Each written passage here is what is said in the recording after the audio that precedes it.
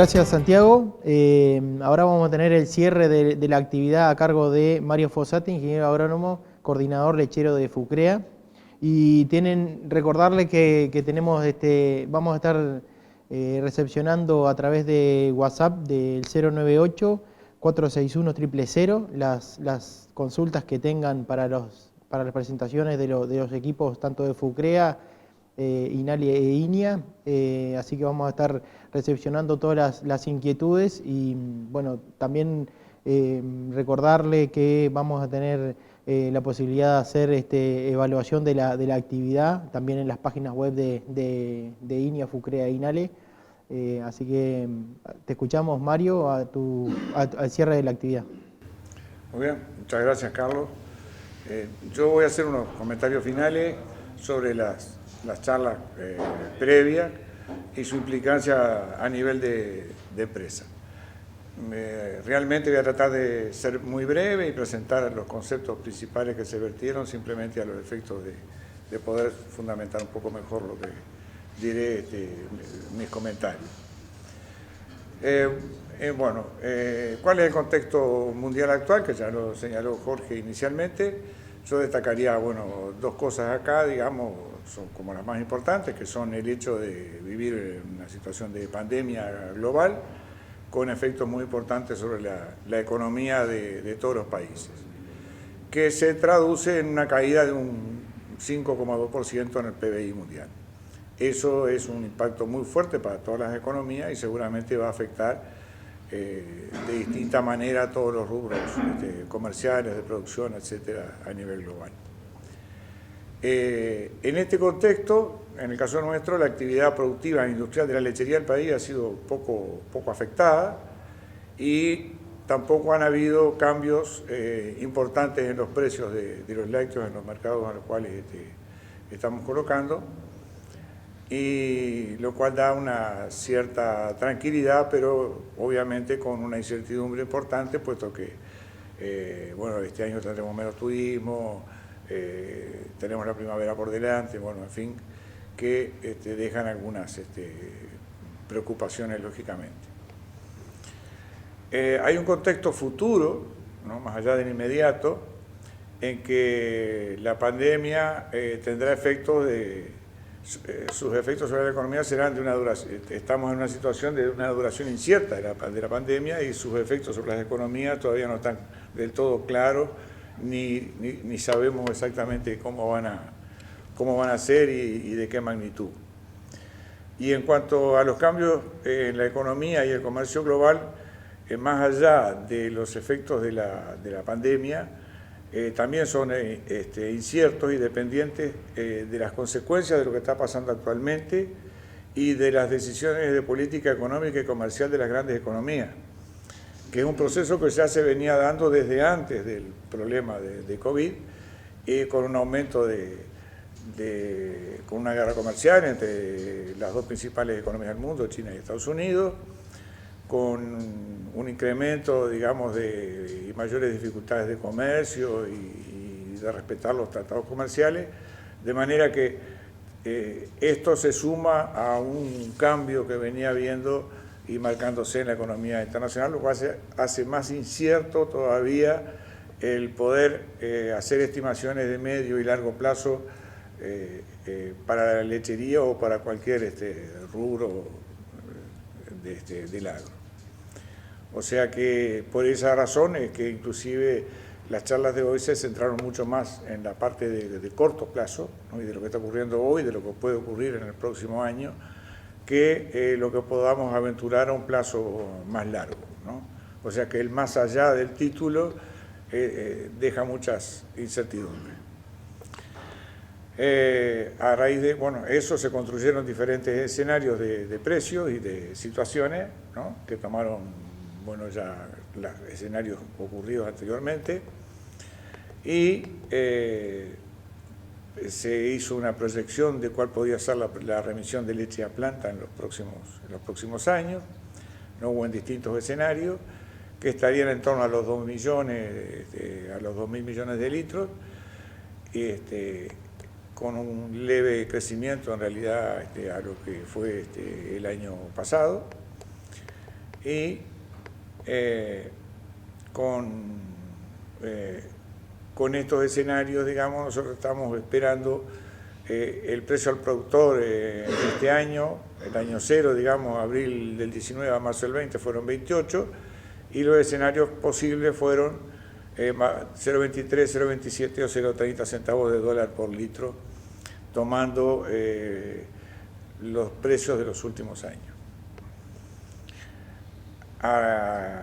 Con ese marco, César Mosca analizó qué implicaba esto para las empresas, y en base a los pocos datos que tenemos este año, a esta altura del año, de las empresas que mandan información a FUCREA. Y bueno, calificamos las empresas como complicadas, que no están generando un saldo neto para hacer inversiones, empresas sensibles y las empresas que están fuertes.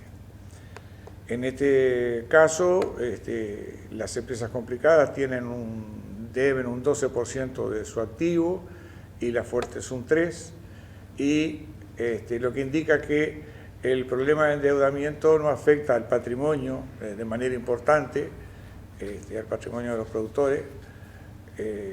Las empresas complicadas tienen un 12% de su activo comprometido, promedio en este caso, pero sí se nota que la deuda sobre los activos líquidos sí es muy importante, y es lo que, además, obvio es decirlo, está preocupando más a los productores en este momento, que dicen: el problema que yo tengo es la deuda, o el problema que tengo es liquidez, ¿no? O sea, las empresas que están complicadas tienen un 578%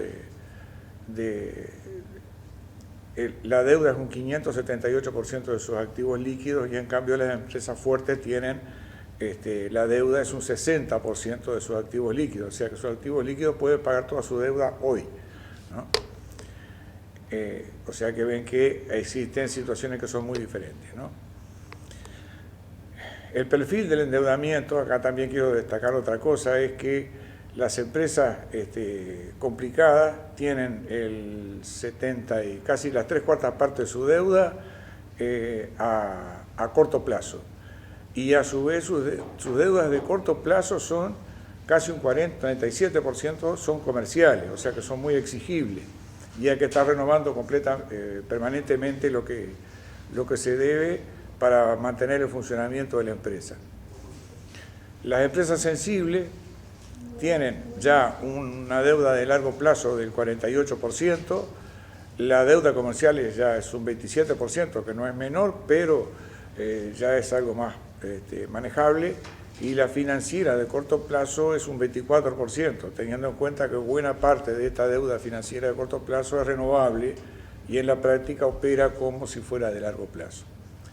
Y las empresas fuertes, que están fuertes, tienen, en realidad no tienen deudas de largo plazo, en este caso, ¿no?, las que nosotros analizamos, y como ya lo dije, si bien es cierto, toda su deuda es de corto plazo, comercial o financiera, están en condiciones de pagarla toda con los activos líquidos que disponen hoy al cierre del ejercicio. Acá es simplemente repetir lo que ya les dije, ¿no?, y aclarar que, digamos, muchas empresas pasan por complicaciones financieras o falta de liquidez debido a una alta proporción de la deuda a corto plazo, ya sea comercial o financiera, y eso está pesando muchísimo hoy en los establecimientos, en los tambos y en el funcionamiento de los tambos, y es uno de los aspectos a tener en cuenta. Los resultados que se prevén en los distintos escenarios, que ya los vieron anteriormente, yo marqué acá que de los 1, 2, 3, 4, 12 escenarios posibles, escenarios rojos, ¿no?, son 6, el 50%, dependiendo de los precios. Amarillos son un 25%, 3, ¿no? O sea que son ingresos no tan altos. Y ya los que están en verde, digamos, son las empresas fuertes que en los 3 escenarios de mejores precios, los actuales, los precios altos de 30 centavos, los precios de 27, hacen saldos de caja buenos en el año, y ya con 23 centavos ya la situación se hace muy difícil. Y por experiencia anterior nuestra, y datos del ejercicio 15-16 nos daba exactamente más o menos el mismo valor, con 23 centavos de dólar, prácticamente no le cerraban las cuentas a nadie o lo hacían en casos muy excepcionales y muy particulares. A nivel nacional, entonces, los precios actuales a estos precios se espera un resultado similar al que obtuvimos este año, si se mantienen estos precios, que pensamos que difícilmente se puedan mantener en el nivel de los 30 centavos que han venido hasta ahora, pero está por verse. En el mejor escenario de precios habrá empresas que caigan de la tipología fuerte a sensible y de esta última complicada, o sea que el mejor escenario posible tampoco es un escenario sencillo, y en la mayoría de los escenarios analizados aumentará el endeudamiento de los establecimientos, ya sea para funcionamiento o si tienen que hacer inversiones, lo van a tener que hacer con fondos prestados. Sin embargo, existen algunos aspectos positivos que sí me interesa destacar en esto, que son: en primer lugar, ha bajado el precio de los fertilizantes, ¿no? Tanto los fosfatados como los nitrogenados en relación a lo que eran los últimos 4 o 5 años. Eso es dado que la fertilización es uno de los insumos que más impacto tiene en la productividad de las pasturas. Este es un buen dato. Y la relación entre leche y grano sigue siendo relativamente buena, o estando dentro de las relaciones que ha tenido en los últimos años, que han sido relativamente favorables a la leche. O sea que este dato nos da algún margen más de maniobra, y bueno, no es todo, no todas las perspectivas son tan difíciles o tan embromadas, digamos, ¿no? Finalmente, bajar el costo, digamos, es lo que plantea, es decir, todo esto implica dos aspectos: un aspecto económico y un aspecto financiero. Relativo a bajar costos, ¿no? Bueno, eso es lo que hizo énfasis muy claramente en la charla de Santiago, y bueno, queda claro que bajar costos no es bajar necesariamente los gastos, no es posponer gastos, no es achicarse. O sea, bajar costos significa ser económicamente más eficiente y obtener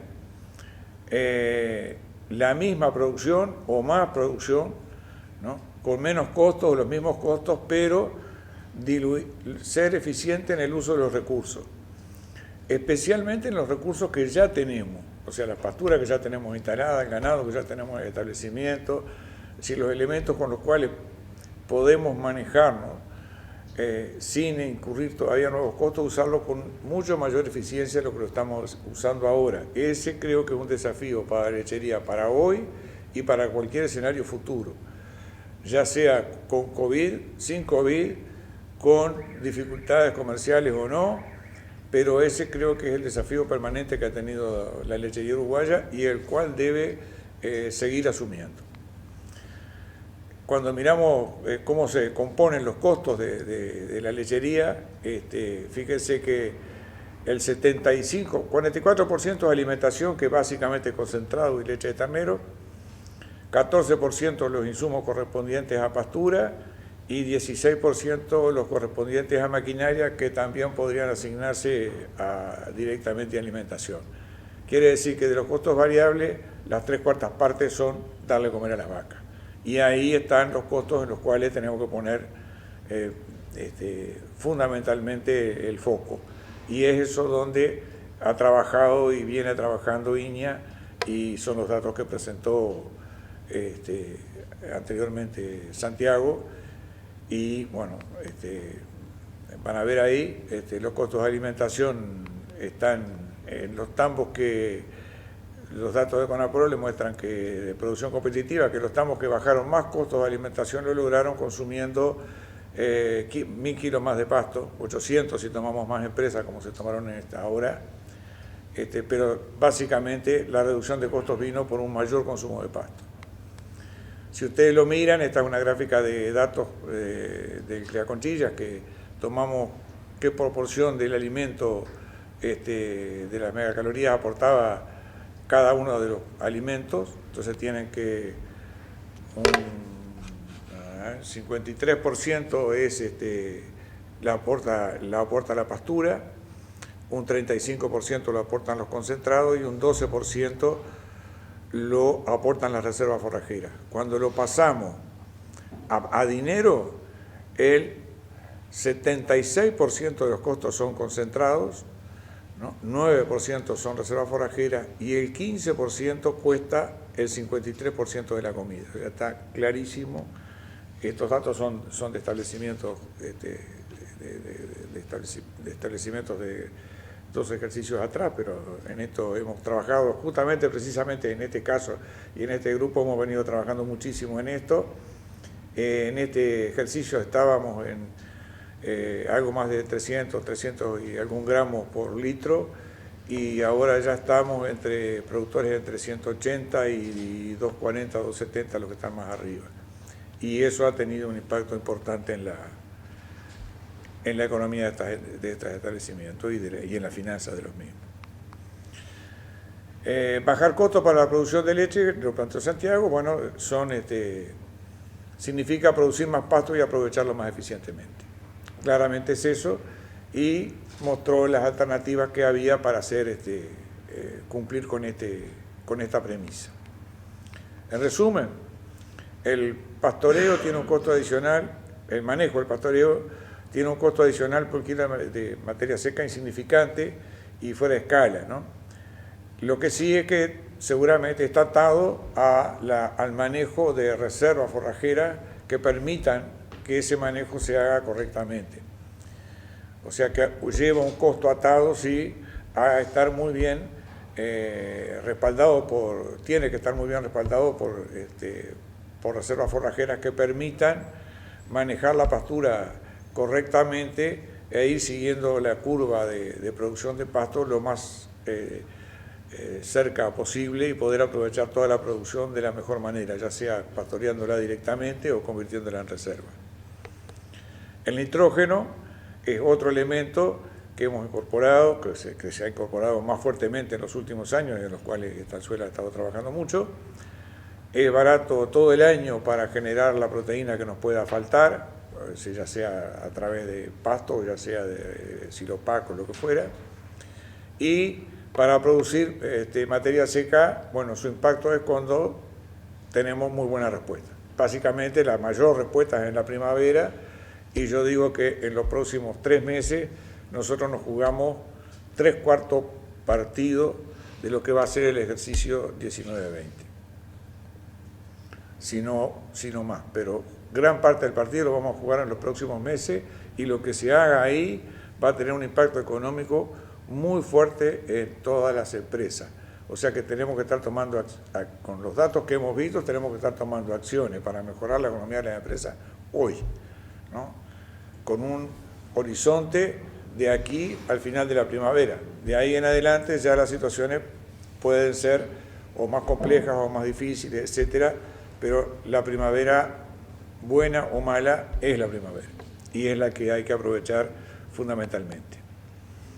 Las reservas son básicamente silopac y heno, ¿no? O cultivos de verano que producen un gran volumen, ¿no? Aunque, como mencionó Santiago, retrasan un poco la integración de las pasturas, pero bueno, hoy deberíamos apuntar a tratar de tener la mayor área posible cerrada y bien fertilizada para producir una buena cantidad de reservas de base pasturas, y ya tendríamos que estar preparándonos para instalar los cultivos de verano de la mejor manera posible para asegurarnos una alta producción. Los costos de las reservas de cultivos de verano son muy dependientes de la productividad y eso se asegura haciendo todas las cosas en tiempo y empezando ahora.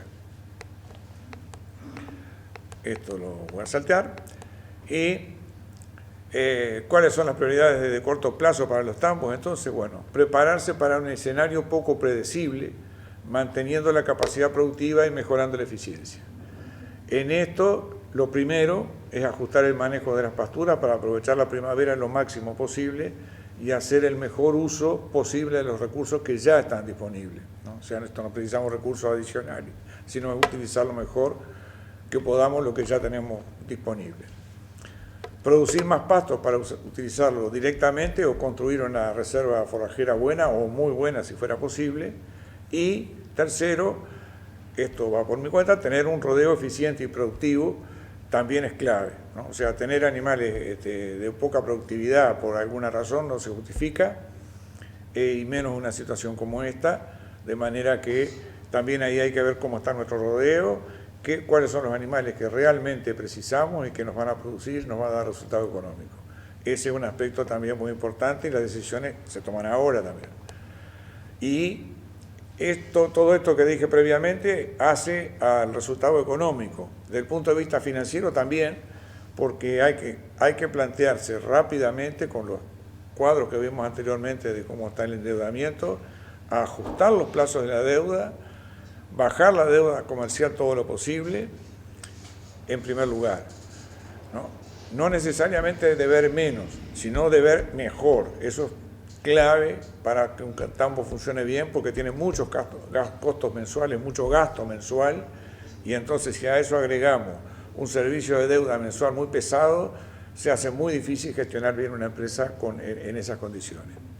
Y finalmente hay que generar liquidez en la primavera, ¿no? Y eso tiene que ser un objetivo clarísimo para los productores, tratar de terminar el año con disponibilidad de crédito de medio y largo plazo y, de ser posible, con una buena caja para tener liquidez y poder funcionar correctamente de ahí en más. Viene todo el verano por delante y vienen todas las siembras del otoño.